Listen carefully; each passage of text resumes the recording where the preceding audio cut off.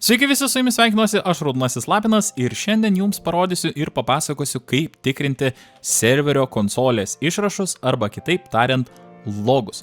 Tai panagrinėsime porą log failų, pasižiūrėsime, kas su jais buvo negerai, papasakosiu, kaip atskirti, kada konsolė pradeda rodyti, kad kažkas vyksta negerai.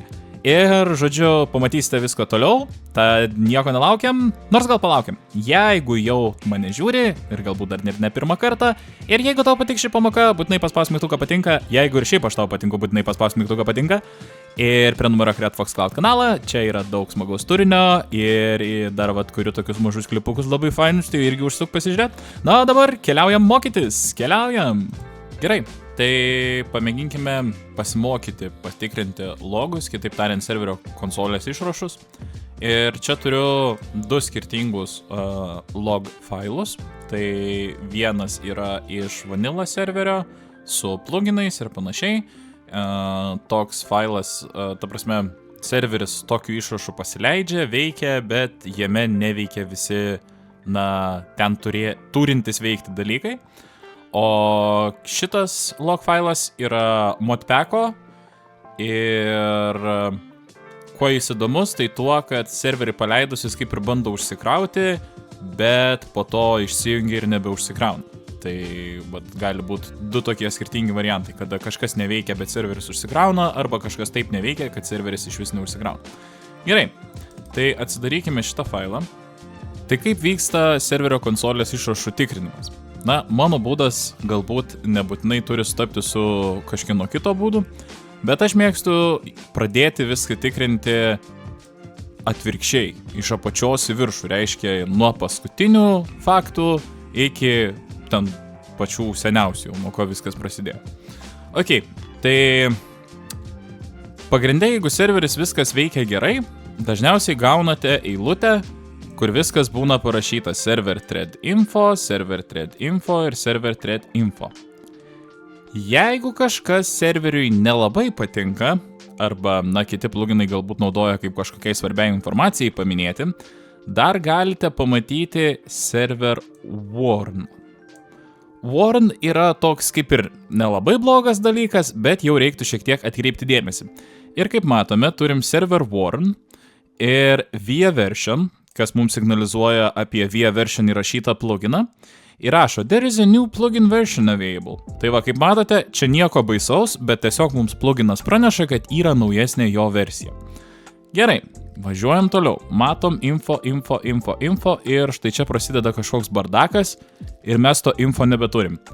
Tai jau yra didžiulis signalas, kad kažkas serveryje neveikia. Važiuojam į viršų ir tikrinam, kas čia. O čia mes turim server thread error. Tai šitą visą dalyką paskaitę mes suprantam, kad mūsų Minecrafto versija yra nepalaikoma šitos plugino versijos. Ir automatiškai mums išmeta tokią ilgą eilutę, kad kažkas negerai ir reik manyti, kad šitas pluginas neveiks. Reiškia, jeigu mes pamatom tokį bardaką ir pamatom viršų jo erroras, vadinasi viskas. Šitą vietą jau reikia tvarkyti. Galim pasižiūrėti toliau. Taip, tai vėl turim error, vėl turim via version ir rašo server version has not been loaded yet, cannot register additional listeners. Tai vėlgi signalizuoja problemą su via version pluginu ir rašo, kad serverio versija dar nebuvo užkrauta. Tai čia turbūt greičiausiai dėl to, kad pirmą kartą serveris paleistas, būna tokių problemų.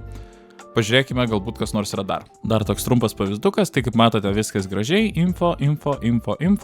Kartais būna daugiau rašo, bet iš esmės jeigu kažkas naujo yra, visą laiką info ir štai matom error. Protocol does not support plugin reloaders. Please use the built-in reload command. Vėlgi mums signalizuoja, kad Protocol pluginas nepalaiko kažkokių tais plugino perkrovėjų ir reikia naudoti jau kažkokį įdiegtą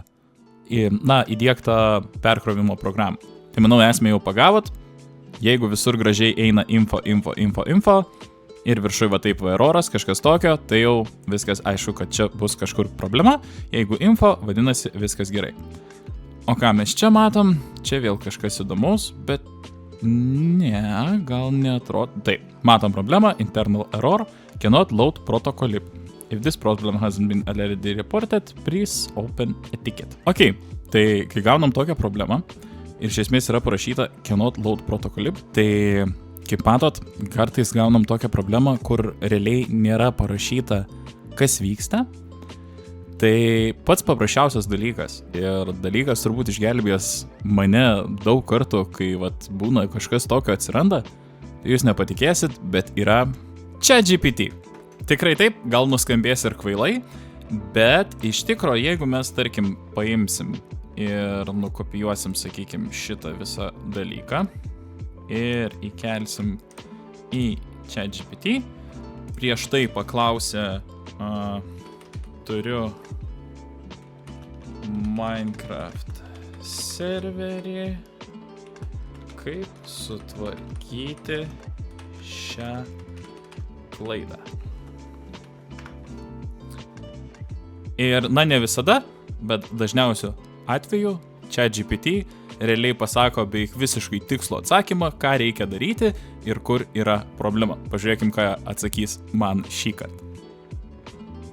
Ir štai gavau atsakymą, tai atrodo, kad protokolib nesuderinamas su tavo versija. Štai keletas galimų sprendimų.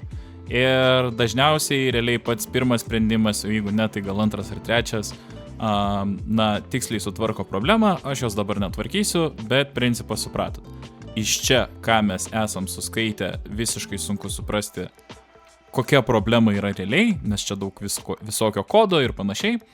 Tai tiesiog dirbtinis intelektas viską padaro už mus, viskas labai paprasta ir, manau, sutvarkiu šitą problemą, tai galbūt atnaujinus protokolib versiją arba, nusižeminus galbūt serverio versiją, šitą problemą susitvarkytų. Važiuojam toliau.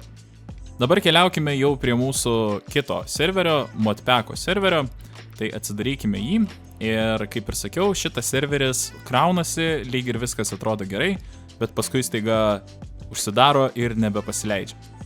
Tai vėl pradėkime viską nuo pat pabaigos, nes dažniausiai principas yra toksai. Jeigu problema nėra labai didelė, tai serveris ją pažymi kaip problemą, bet toliau važiuoja, toliau viskas kraunama ir viskas yra gerai. Ir dažniausiai pačioj pabaigoj, jeigu mes jau pradedam matyti, kad preparing spawn area, ir čia kaip matote 7, 9, tai reiškia, kad iš esmės viskas yra gerai ir jau serveris turėtų realiai užsikrauti ir jis užsikrauna, bet kaip matote pačioj pabaigoj, info apie tai, kad uždaro, vėl mes pamatome kažkokį tais bardakėlį ir turime voice chat server thread error. Voice chat. Ok, tai kadangi Modpackas, žinom, kad problema yra su voice chat modu ir čia rašo voice chat server error. Address already in use. Tai dažniausiai address already in use reiškia, kad mūsų serveris, tiksliau pats voice chatas, kuris naudoja tam tikrą portą, tas portas naudojamas jau yra užimtas ir reikia pakeisti serverio portą. Tai štai čia aš esu atsidaręs Redfox Cloud Web FTP, kuri yra beta versijoje, tai pakankamai nestabili, bet iš esmės čia, kad nereiktų siųsti, sakykime, į kompiuterį, galime peržvelgti lygiai tą patį logą. Tai, kaip matote, visiškai lygiai ta pati informacija ir kadangi signalizuoja mums apie kažkokį konkretų pluginą ir jo adresą, tai mes keliaujame į config, susirandame tą pluginą, voice chat, galime atsidaryti server properties ir, kaip matote, šitas portas yra užimtas, tai tokiu atveju ką reikia padaryti, tiesiog pakeisti portą, išsaugoti ir viskas galima iš naujo užkrauti serverį ir važiuoti. Yra dar vienas toksai dalykėlis su Web FTP ir kodėl aš jo būtent nerekomenduoju naudoti, tai dėl to, kad kartais, pakeitus ir kažką tais išsaugojus, realiai viskas neišsisaugo ir pasilieka. Tai labai stipriai rekomenduočiau daryti tą su FTP programa, tai galėtų būti WinSCP, FileZilla ar kita jūsų mėgstama. Tai kaip ir sakiau, atsidariau FTP programą, vėl einu į config, vėl einu į voice chat server properties ir štai atsirado toks langas, kaip matote, portas nepasikeitė, realiai aš tą portą galiu pakeisti ten paskutinį skaičių, išsaugoti ir jeigu mes dabar vėl grįžtam, ir pasileidžia serveris. Šitos dalies aš neiškirpsiu. Galite, jeigu norit, šiek tiek truputėlį prasukti šitą video, bet tiesiog noriu, kad matytumėt ir suprastumėt visą logų šitą rašymo esmę. Tai va, kaip matot, info, viskas krauna, viskas gerai. Kadangi tai yra modpackas ir tas modpackas yra sulipdytas iš labai daug modų, tai čia gali būti daug visokių info, errorų ir taip toliau. Bet iš esmės, kol serveris važiuoja toliau, ypatingai modpackose, nieko daryti nereikia ir čia jau yra taip viskas sulipdyta pačio modpacko kūrėjo.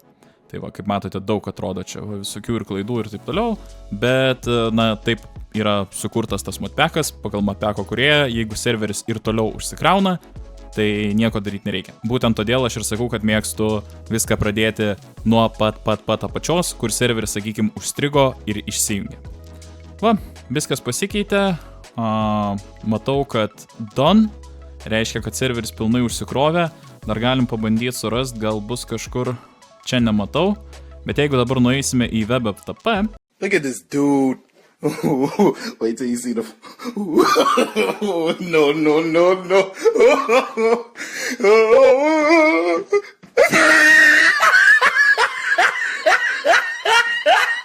Taip, tai iš pradžių nepamačiau, bet paskui va, kaip matote, voice chat server started, portas mūsų, kurį pakeitėm va skaičiuką.